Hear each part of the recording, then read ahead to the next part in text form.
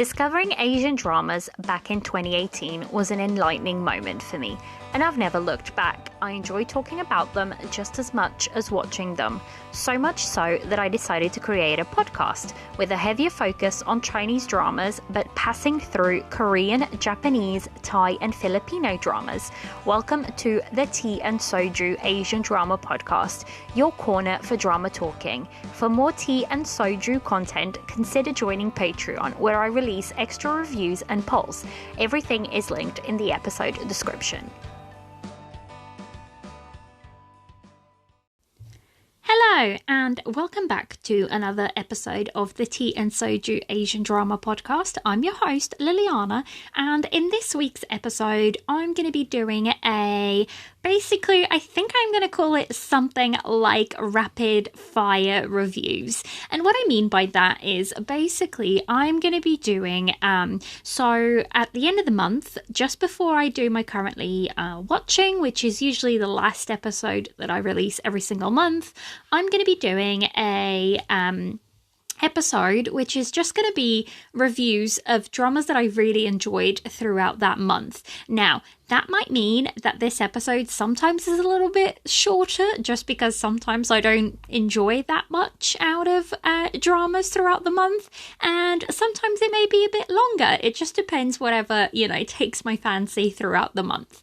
And these episodes will always be non-spoiler, so I won't be spoiling anything. I will just give a general review of what the drama is about, what it consists of, and then just like what I enjoyed about it, but without spoiling it. So it'll basically be like a taster just for you to figure out if this is a drama that you want to add to your plan to watch list, or if it's something that you've watched, if your thoughts align with mine, if it opens up a discussion between us, whatever it may be. So I hope you like this format. Please let me know. Now, I have absolutely no notes for this episode. I am literally just going on the fly and hoping for the best. And the reason is, so this week has been the week from hell. I've had a pretty big medical emergency within a very close family member, and it's still ongoing and it's still pretty bad at the moment. But so I almost didn't sit down to record. I just thought I'm just going to put out a message and just not put out an episode. But then actually I was recording my up to episode 15 review for Till the End of the Moon, and I found that by the end of it I felt more relaxed and a little bit calmer, I think. So I realized that whenever I do just sit down to record an episode, it kind of like calms me down, because for that amount of time, however long it may be that I'm recording, I get to just enjoy talking about dramas. So yeah, if this episode's a little bit clumsy, I'm hoping it isn't, but if there's anything like that, please do forgive me. There's a whole stuff going on in terms of real life right now. But dramas are our escapism, at least for me they are. So I'm looking for just happy dramas right now, because I'm a little bit more fragile than normal and I just need like happiness, fluffy dramas. So if you've got good recommendations for that, please send them my way, because that is definitely what I'm in need of. Except Till the End of the Moon, because that is not fluffy and that is not, but I love it so much that I don't mind. I'm gonna cry with it anyway, so I might as well be a bit of a cathartic kind of cry. But anyways, without further ado, I'm just gonna jump right into the episode and right into the first flash review for this week's episode. And I think one of the ones that I really, really enjoyed in April. Are we in April? We are in April. Now, this finished up, I think, right at the end of March. So it finished on the 31st of March. So I didn't quite get to talk about it in my currently watching from last month, just because I hadn't quite seen the end of it. And that is the Chinese drama Road Home. And it stars Tan Song-yoon and also Jing Boran. It was written by Mo Bao Fei Bao, and it was directed by Yu Tu Hua. So she's also directed things like the 2021 drama Crush, which I really enjoyed. It's a kind of like a little bit of a mellow almost, because the male lead has so he's blind to start off. Now it is one of those where, you know, the male lead becomes, you know, gets his eyes treated and whatnot, but I still really enjoyed the drama overall. But so this is the same director as that, and it is also the same director as Eternal Love, also known as 10 Miles of Peach Blossoms. So that I'm saying that for the simple reason that I really, really enjoy this director. That's one of the things that I really enjoyed about this drama. But before I, you know, go crazy, let me just tell you what the drama is actually about. So Gu Xiao and Lu Yanchan met at school in a middle school playground. They fell in love with one another at first sight, and as they grew older, their feelings for one another grew ever stronger. They became inseparable and hoped to spend the rest of their lives together, but life has other plans for them. Gu Xiao's family circumstances change, and Lu Yanchan ends up training as a special police officer, which makes him a completely different part of the country. Lu Yanchan's training is tough, physical, and intense. Gu Xiao, meanwhile, ends up on a career path that will take her into the world of finance.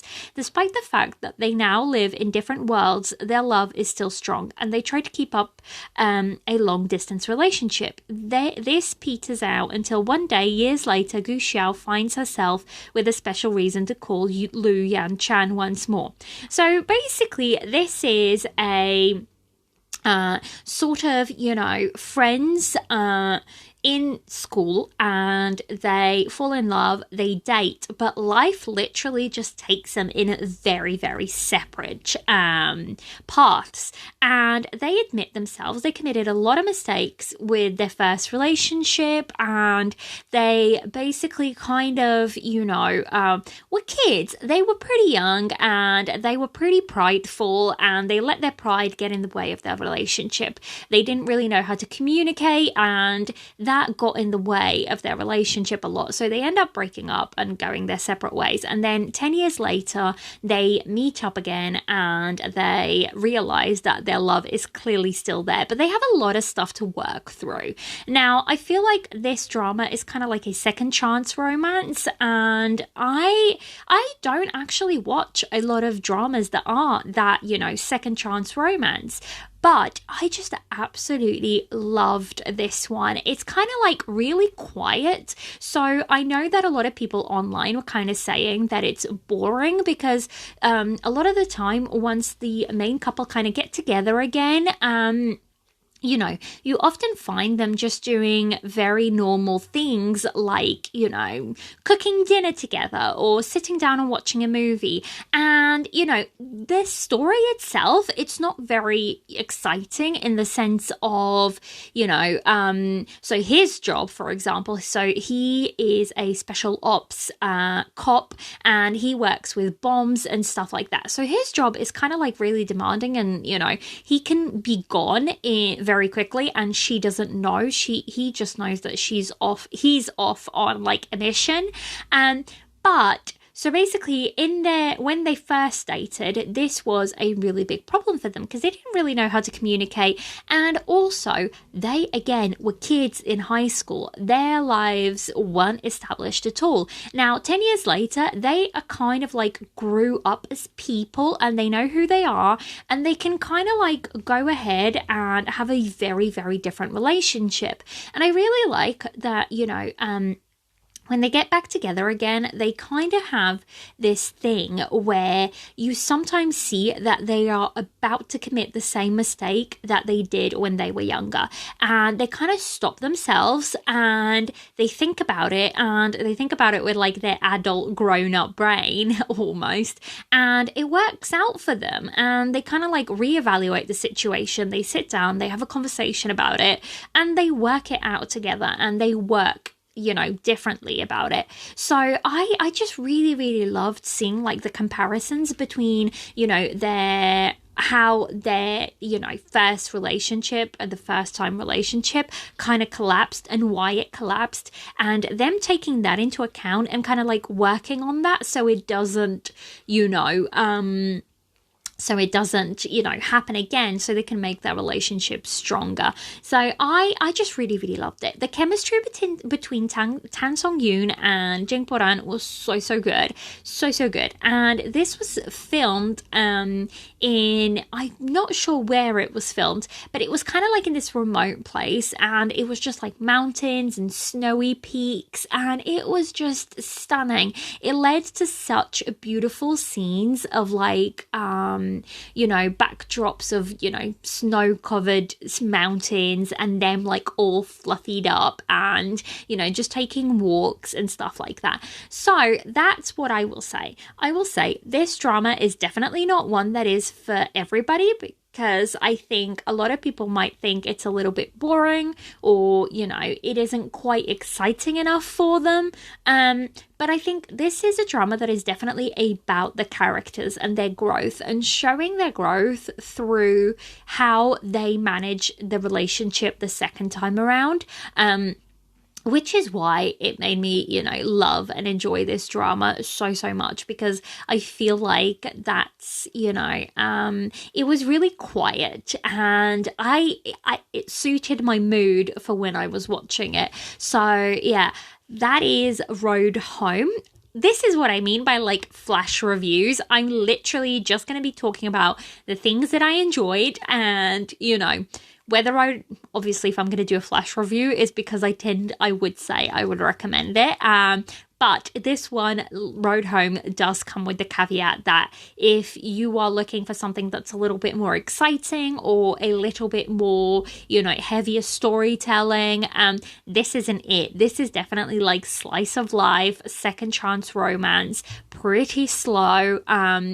But yeah, I do have like a little critique of this drama, and I love the main couple. I really, really did. But I feel like the side stories, especially like the side romance of the second couple, should have been developed a little bit earlier on, because I feel like it was just kind of like out of the blue a little bit later on. Like you could see it was coming, but it took so long to get there that then it kind of like didn't really make much sense for the story. So yeah, also you get like a really cute kid. So Jing Boran's character Lu Chan, he works with somebody who has a young child, and by young I mean he's probably like 12 or something, and he's really, really wise for his age, and he's really perceptive for his age. I really enjoyed like his scenes with a lot of the adults. So yeah, I definitely have to give him a shout out, because I really enjoyed him. I thought he did a wonderful job. And, he could very easily work the screen with, our main couple on there still. So that is the actor Zhang Shu. And he is, MDL doesn't tell me his age, which, little bit sad, but he does seem pretty young. And it seems like Road Home was his first drama, so he did pretty well. Like I said, he was not overshadowed or anything. He could stand up with the adults within the drama. So yeah, I really enjoyed his character. And yeah, that is it. That is everything for Road Home. I ended up giving it a 8.5 out of 10, which is pretty good. It is 30 episodes long, and they're about 45 minutes each. Actually, I think they're about 40 minutes if you take out beginning and ending credits. But yeah, I really, really enjoyed it. I will say it could have probably had, 5 episodes shaven off and, the story might have been a little bit tighter. But again, this isn't about the story at all. This is definitely like slice of life, a very, very quiet kind of drama. So yeah, that is the first one on my list. The second one, which would come under this, but I'm not going to talk about it because I have a very long review with Jess from the Daybuck K Rambles podcast, and that is The Starry Love. That's just one that I absolutely loved throughout March. I don't know. Oh, I finished this in March. See, this is what happens. I don't understand why this is, in a different kind of bracket on my MDL, clearly on the wrong one. But anyways, a different drama. I talked about this one in my currently watching last time that I recorded it for March, and it's a drama called The Science of Falling in Love. Now, this drama stars Woo Jia-yi and Liu Yi Chang, and basically it's kind of like, so our main characters, they knew each other in school, like little school, primary school. And basically they became friends, and our male lead is kind of like a genius, but he has a lot of social anxiety and his mother is kind of awful. So he, like, our female lead kind of comes in and becomes friends with him, and basically they develop this really, really, really special friendship. But there's a misunderstanding between them, even as kids, which is bonkers to me. But there's a misunderstanding between them, and our male lead moves away. They kind of meet up again in university, years later. And she doesn't recognize him to me, this is ridiculous because, so he's changed his last name to his mother's maiden name. So it makes no sense. Like, he has a whole different name and he's, 20 years older. Of course she's not going to recognize him, but he's really offended that she doesn't recognize him. So he becomes kind of like mean towards her. Now he recognizes her straight away because she has the same name and her name is kind of like unique. So that's why he recognizes her. And, it's kind of like their love story. Now, I will say, this isn't a great drama. I actually only scored it a 7.5 on MDL. But the main couple is really stinking cute. So I think I hanged out with it for so long and kind of like held it and kept watching for so long because I really just wanted to find out what the main couple was like. And actually this was a drama that had a lot of trouble to get it to air, and that was basically, it kind of like aired 8 episodes and then it stopped for like half a month or 3 weeks, and I think it was something that was wrong with the name of it or something with the distribution rights. I never quite got to the bottom of it, but basically there was something wrong with this drama and it kind of stopped airing for a little bit. But yeah, and then it came back and then it was fine. But yeah, this is just like a little crazy stop. And then it kind of like, I still wanted to go back because I wanted to know how long it was going to take for them to figure out who was who between the male lead and the female lead. And it took like 18 episodes. It took so long for her to figure out that who he was. And of course, because like it makes sense, she was never going to figure it out because he has a whole different name and he's a grown ass adult. Like, I mean, it's impossible for her to realize who he is.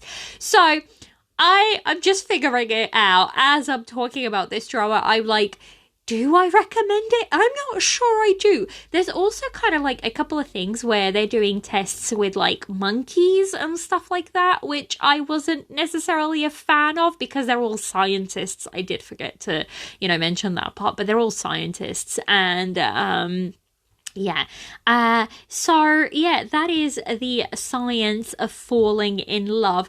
I'm not even sure I recommend this one. I mean, check it out if you want to. But I'm not sure it's as worth your time as other dramas, I would say. But yeah, that is the science of falling in love. Now, the next one is one that I definitely think is worth your time. I binged this drama in like 2 days. Mind you, it is only 23 episodes and they're only about 30 minutes each. So it's a really easy watching show. And that is Falling Before Fireworks, which I just think is such like a beautiful name. It's kind of like unique. I've never really heard anything similar to it. So I really enjoyed that. And this drama stars Liu Yang as Si Ching and Chen Xin Hai as Jing Chan. Now, I hadn't watched either of these, either the male lead or the female lead. Actually, I had watched the male lead in Taste of Love, which is a drama I watched a couple of weeks ago, not months, as like a side character, but that is it. I hadn't really seen. And actually his filmography is pretty short. He's only 22, so he's pretty young, and he's only got 5 dramas on MDL, and most of these bar 2, so 3 are support roles and 2 are main lead roles. So yeah, that's quite interesting. But yeah, so that's the male lead. The female lead, I don't think I had watched her in anything. I'm just quickly going through. Oh, I have. See, this is what happens. Oh, I have actually watched her in a couple of things. So I watched her in the 2020 drama First Romance. She was a support role in that one. And she was the main lead in My Handsome Roommate, which I also watched. That's from 2021. That's like a short drama. One of those web dramas that are really short. And then I also watched her. She was the main role in Let's Meet Now from 2022, which is a pretty good drama. It is only 20 episodes. It's pretty short. So yeah, I did check that one out. So yeah, that is the female lead. She is slightly older, so she's 29. But yeah, I really enjoyed both of them. So what is the story about? So, as MDL's description goes, Si Ching, who works in a loan bank, leads a vulgar life in pursuit of a car, a house, and money. In order to recover a bad loan, she meets Jing Chan, a traditional craftsman, for the first time.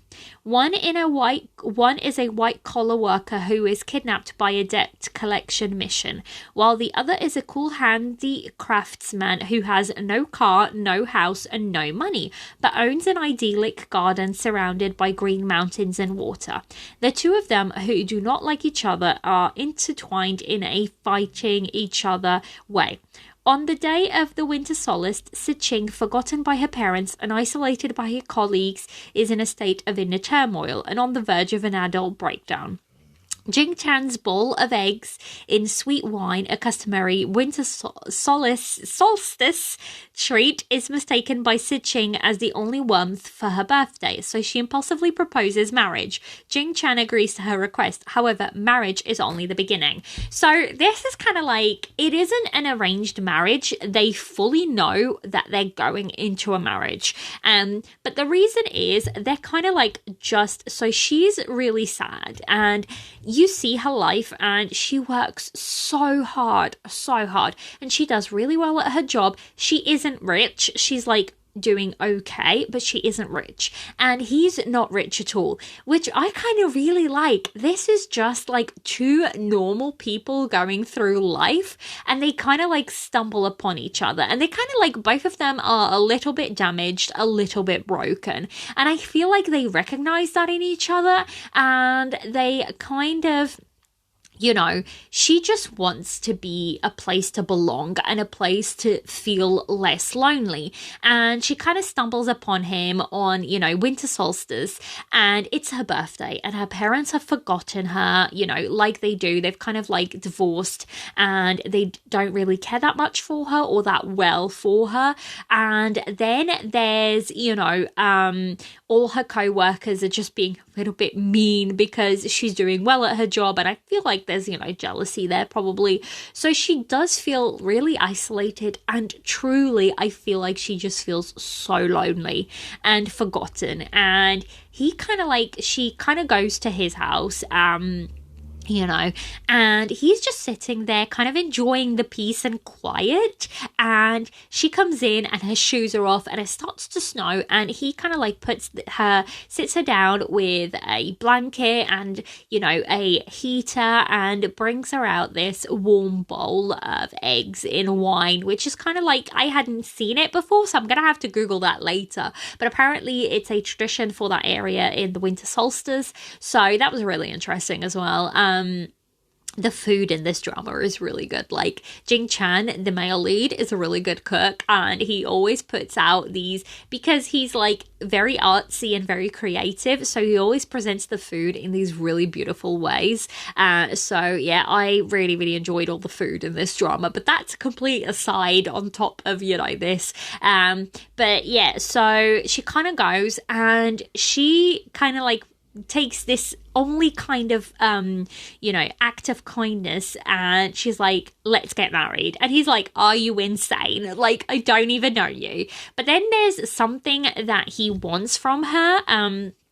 She has this, like, she goes, you know, this is the only dowry I have, and it's kind of like this old painting, and he realizes that that is the missing part of a painting that his grandfather has been wanting to finish for decades. It's been a really long pursuit of his granddad, who is really sick, and like nobody really knows if he's going to survive for very much longer. And his granddad always talks about the painting, and he kind of like wants to complete that painting for his granddad. So I feel like it's this meeting of kindred souls who are, you know, very lonely, very sad, and they kind of find peace and happiness and love in each other. But their start is a very, very, you know, a little bit out of the box, a little bit crazy. It, like, you know, as Dramaland would have it, it is one of those starts that are just small and, you know, but I just loved seeing the progression of their relationship, starting from these two people that are kind of like lonely and lost, and growing into two people that are absolutely loving of each other and supportive of each other. And they kind of become each other's biggest cheerleaders. Whether that be for work relation or, you know, for their personal relationship. And yeah, I just kind of love it. And actually, it's kind of funny because they mention divorce once, but they kind of don't go down that route. I also really love that they basically get together like in episode 2, and then that is it. They do not break up. They stay together for the remainder of the, you know, 21 episodes, however many left are after that. And I just kind of love that, because things do get tough between them, but they just kind of like sit down and work it out, and they talk about it. And Jing Chan has this kind of like you know, our male lead, he has this kind of past history, which when it's broken down is a little bit dumb. I'm not gonna lie. Like, the reasoning behind this kind of like trauma that he has is a little bit, how should I put it? Not dumb, but it's kind of like... it could have been resolved very quickly, but it just hasn't. And it's kind of like festered and got made into something much bigger that it isn't. And, you know, she comes in and she actually helps him mend relationships. And he finds that, you know, his house that he was so fond of kind of becomes his home. And she helps him do that. And she also finds a home, and she realizes that working so hard to, you know, have to buy her house, to buy a car, to buy all of this, she kind of never loses those goals because she still stays very, very focused in her goals at work, but she kind of becomes softer at the edges, and I kind of really, really, really enjoyed that. So yeah, that is the drama Falling Before Fireworks. That is available on iQIYI. I mean, I watched it on iQIYI, but it's also available on the Yo-Yo English channel on over on YouTube. So yeah, I ended up giving this one an 8.5 out of 10. Now, I don't know if I were to watch this at any other point, if I would rate it so high. I feel like this just suited my mood. It was kind of like, you know, mellow, and there wasn't a lot of drama. Mellow, not as in melodramatic, but, you know, just mellow as in, you know, soft and kind of like calm. And it's all about like the developing of the relationship. Also, you get to see a lot of like traditional handmade things, and there's a whole conversation surrounding, you know, how some traditions and some, you know, skills are kind of dying out because newer people don't want to take over those skills. And I feel like, yes, that's probably, you know, censorship would love those topics being brought up to the top, but I feel like that's something that is relevant to any culture, because I feel like as we move into, you know, such a heavy, you know, technological heavy you know, world of sorts, there is those old skills that get lost because people, you know, generations, the newer generation just kind of like don't pick it up, and I feel like that can be reflected in any culture, so I feel like it's something that is relevant to any culture, not just in China. So I found that really interesting. It's something that I haven't really thought about or, you know, even touched upon, so I really enjoyed you know, going through and seeing that. So yeah, that is Falling Before Fireworks. Again, really unique title. I really, really liked it. Again, I scored it an 8.5 out of 10. I really, really did enjoy it. So yeah, that is it for that drama. I do highly recommend it. It is pretty nice. Again, 23 episodes of about 30 minutes. So it's also a really, really nice, easy, quick watch for you. And the last one that I will talk about is one that... Now, this is a Thai drama, and it's called, sorry, my sinuses is playing up. Like, the spring is fully in the UK, and there's pollen all over the place, and my allergies are spiraling out of control. And today is just one of those days where I am sniffly, and, you know, my eyes keep watering. Guys, it is that time of year. If you suffer from allergies, you will surely know that, you know, this time of year it just gets horrendous. And yeah, my nose is just getting horrible right now. So I'm sorry if my voice sounds even funnier now, but, you know, it is what it is. I'm just going to roll with it. Back to the last little bit for this one, and that is the Thai drama Midnight Museum. This is 10 episodes of about 45 minutes each, and it's available on the GMM TV YouTube channel, and it stars oh my god, guys, I kid you not, Thai names are the hardest for me to say, and I feel like I'm always gonna butcher them, so I always get really scared. Please don't come at me. I do try my best. But so it stars Tor Thanapop and Gun Bansawat. God, I'm sure I butchered that so badly, but basically Tor and Gun, that's what I'm gonna call them. You know, that is the names, but, you know, that is who it stars. And basically, I'm going to read out the MDL description, and it's as follows. Dome, a barista at a cafe on the verge of closure, receives an unexpected job offer. The offer comes from a cafe regular, Kata, who orders coffee he never drinks. The job is at an odd museum, open only after sunset. With few choices, Dome accepts Kata's offer. On his first day, an employee tells him the museum is haunted. Forbidden by the overseer from entering Zone 16, Dome is tempted inside. Kata attempts to contain the damage, but Dome has unintentionally awakened something shortly. Nearly everything inside is lost. Dome takes responsibility for the misfortune he has brought to the museum and attempts to hunt down what went missing in order to return them to where they belong. So basically, it's kind of like this museum that's kind of like full of artifacts that are haunted or have, magical properties to them or anything like that. So this comes down in the genres for mystery, horror, fantasy, and supernatural. Now, I would definitely stick with those because this is pretty bloody. It's pretty graphic. There's a lot of stabbing. There's a lot of killing. It is brutal in some parts.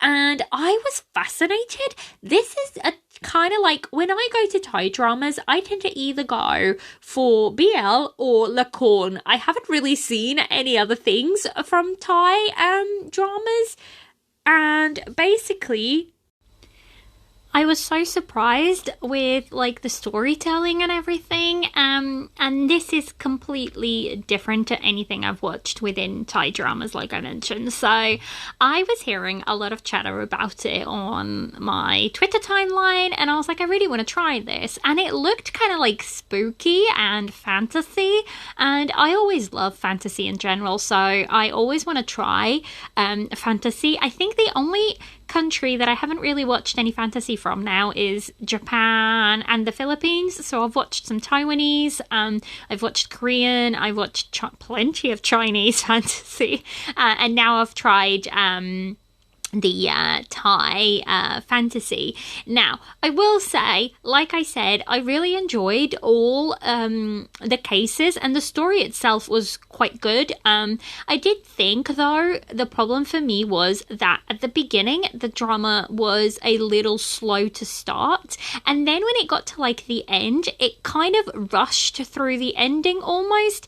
It kind of did and it kind of didn't. So it kind of explained what it needed to explain, but like literally the last 5 minutes felt very, very rushed, and it kind of ended almost everything did get resolved a little bit, but they kind of also ended with this shot which could possibly lead to a season 2. I don't know if that's the case or not, and I'm not sure, but initially when I came across this drama on MDL, it was coming up as 15 episodes, but then it was only 10 episodes, so I'm not sure if that was a mistake or if it originally was planned for 15 and then it got taken down to 10 and maybe a second season is being planned. I don't know. I don't honestly follow Thai drama news all that much, so I'm not sure about any of that. But the thing is, I wish it was either slightly longer or there was a second season planned that like I was aware of, just simply because I think there's story there for a second season, because it's such a unique thing.